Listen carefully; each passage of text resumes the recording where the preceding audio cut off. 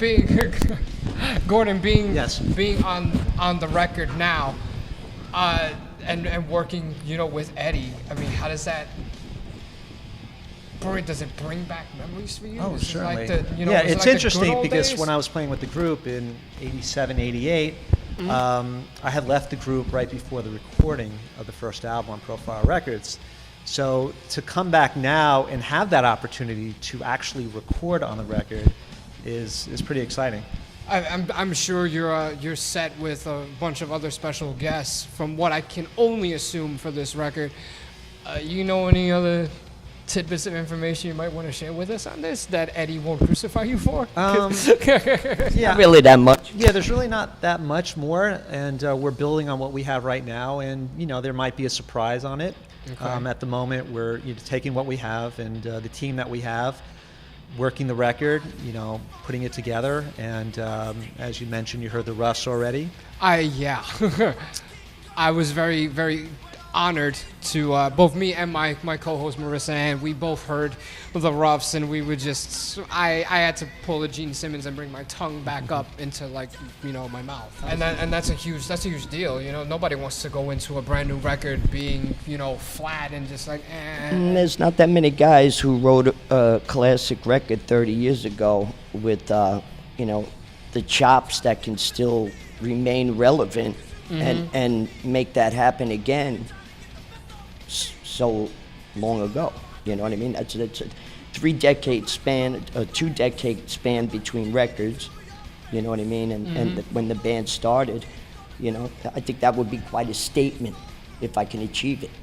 No, and I'm sure you can. I hope so. I'm sure you do.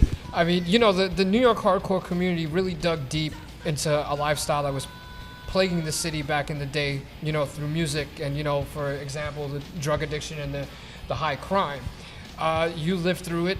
You wrote about issues like that during that time, in your music career in Leeway. The original birthplaces of hardcore newly gentrified now. So what are your thoughts on the community then as opposed to today? And how can hardcore really thrive in the time that it is now and, when it originated? Well, the neighborhood's gone. You know what I mean? So in some ways you can't go home.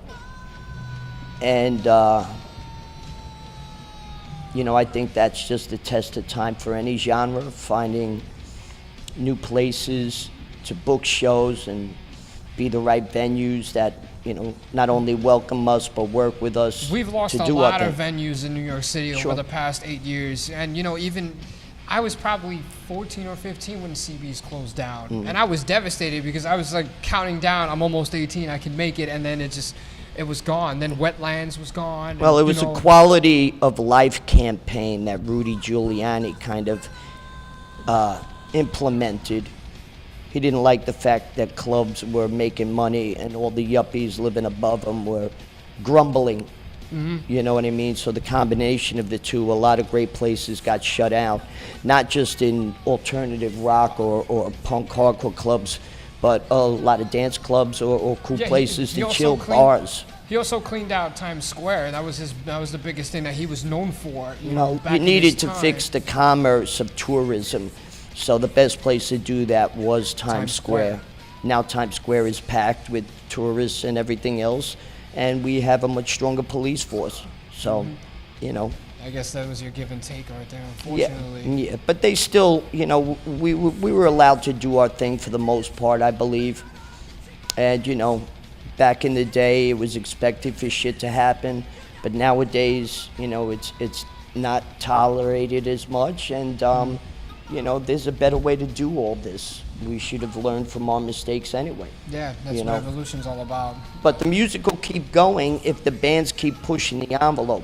Because if the bands just keep doing the same old shit, or they take it as a hobby and they really don't, go for it, it's bound to die. And only a few bands will ride through it and do their own thing. We have a lot of new acts out now, actually, being in 2018, and, we have acts like Incendiary, we have local bands like Decimate the Living, we have Apparition, we have, the list can go on, honestly. Twitching Tongues, they've they've been around for some time, and it's just, I guess it's that time to leave it to the young guns to really show off, but you still want to keep the community as a whole, even when the Biohazards, the Sick of It Alls, the Agnostic Fronts, even when they're all gone, you want to make sure that those guys are leading the way to inspire, the youth of their time. And that's a lot of the reason why I'm doing it as much as I can right now, because whenever this ends, at the age that I'm at, it's probably going to be that last time. So I have to give it my all for as long as left.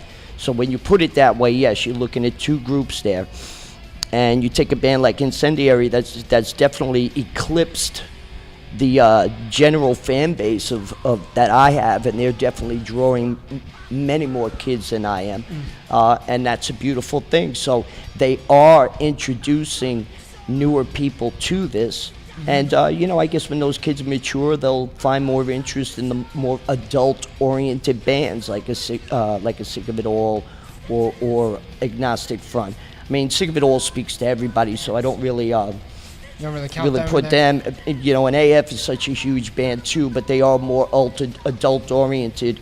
I don't know how much more a young kid who's into positive bands, relates to a lot of these older bands that started out way into the early '80s. You know what I mean? And Gordon, how do you feel about that from what what you see? And now that you're back into this fold, how do you feel about that? What's your After all, you played in AF, so. Yeah. Yeah, I think it's important that, the new generation, the younger bands make their mark. And, of course, everyone has a liking for the older bands. There's a familiarity with it. However, the newer bands have to take their place eventually. Of course. So whether they're influenced by it, inspired by it, whatever they get out of it to create their sound is important. And it's also important for them to create their own sound as well, so they could take it to another level. Of course. So, in time, they can influence and inspire other bands. And thus the cycle continues pretty much. Exactly. So it's a lather, rinse, repeat type style. I try to be as optimistic as possible. I'm 31, and I've been in this business for, 9 years now, and I've seen a lot of ups and downs with this community. I've seen a lot of bands break up. I've seen a lot of drama. I've seen a lot of positive moments. And I have this sort of optimism for my next 9 years when I start to see, new venues come up, or new musicians come up, or even bands that relatively get, signed that are young. I have that optimism for them. And then on the opposite side of the coin, you don't know if that's going to happen. You don't know if we're going to end up faltering altogether. All this shit is fleeting.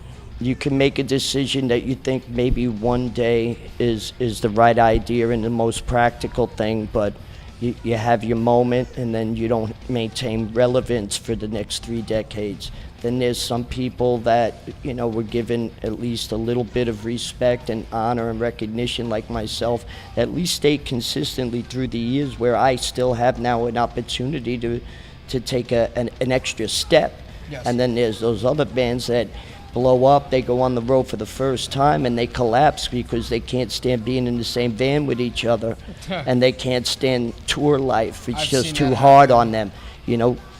Boys buckle. And I get to my last question, and last has been on and off. And so my bad, dude. I'm in high demand here. Hey, you have no idea. There's a million things. We just had a show in the park tonight. I have bands rehearsing, a bunch of jams jumping off. And this is why we're up to the last question. And we have snuck away into here from it all. But I'm always moving. I'm always jumping all over the place. This one is directed to you. And if you guys want to throw input on it, I have no problem with it. Clearly, you know the situation that happened with Profile Records, and as someone who works the production side of music and is a musician as well, can we hear some advice to musicians right now about how they can improve themselves on the production side of music?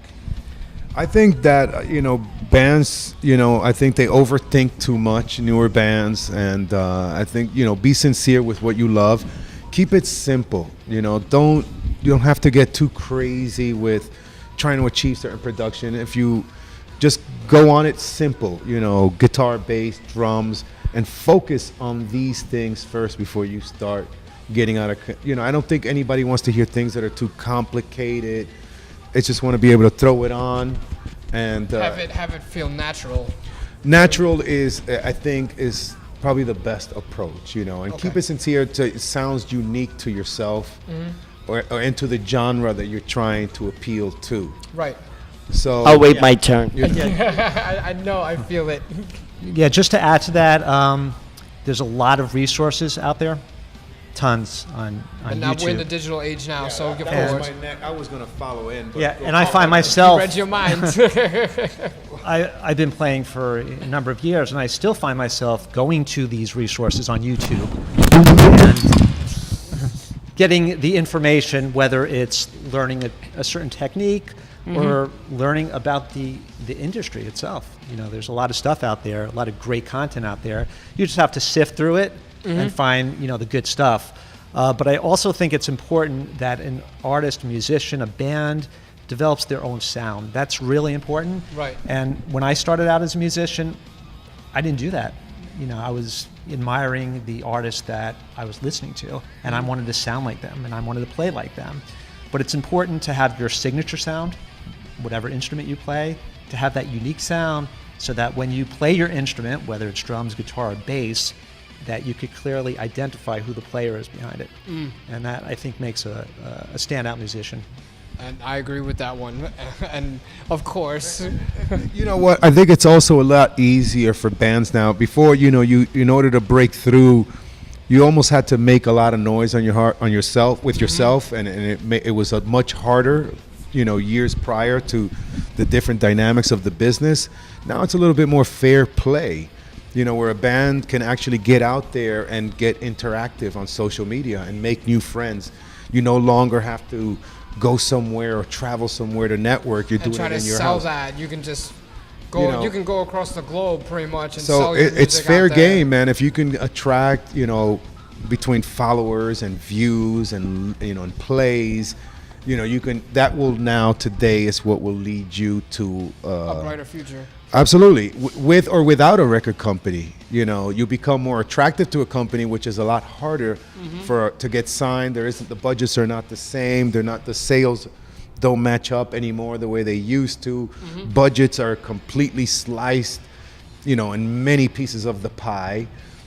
People have home studios also now. Yeah, So there's it's a lot easier if you really want to get out there and express yourself and start making, some kind of noise. Are you done? No, not nearly, man. I'm just getting started. Well, Look, I man, wanted You're gonna kill my cameras, bro. flat out, the industry sucks. Okay? That's why we're making a team. Because in my genre, you're dealing with what I like to call paper labels. They're not real labels. One fucking guy. There's no publicist. There's nobody working in mailroom. This guy is really just a fucking glorified flea market fucking salesman. So, you're a record label? Oh, well, I'm a record label now. How about that? And it's insulting. I mean, we had, I'm a record label now. How about that? How about that? I mean, we've had situations where, people are trying to pick up and offer scraps for a record, for a recording, which, it ain't happening. For that, I'd rather give it away, and the music gets heard, and you make some noise, and you get them back out on the road as long as people are listening. I mean, I was on Roadrunner Records and on Victory Records. These are, labels that have really helped a genre that, move on to the next plateau. And without them, it would not have the same opportunity, for other younger bands. And keeping our genre big and popular around the world, it's really what helps band kind of stay alive these days. I'm not adverse to a real label. Don't get me wrong. And as much as my anger that I had when I was younger and frustrated with labels like Profile, and then we really didn't have much else after that. Most of the labels we worked with gave us a chance in a fight, but they all buckled. If the real label is out there and is willing to give us a real, honest, fair shot, I'll consider it. You know what I mean? I know that's what these guys are kind of thinking of, and that's why we're looking to cut singles and just take it easy right now. Well, right now, what we're thinking about is getting music out there and getting Eddie out on the road, getting Leeway to go and spread. One small step at a time. Yeah, but just my bad experiences that always occurred with labels makes me act this way, and you know, I'm just getting my point across because I'm an honest, real motherfucker, and I wear my heart on my sleeve. The bottom line is we're in control of everything right now. You know, I'm not. What are we doing here? Gordon and I are in control. Yes. We got this under control, Eddie.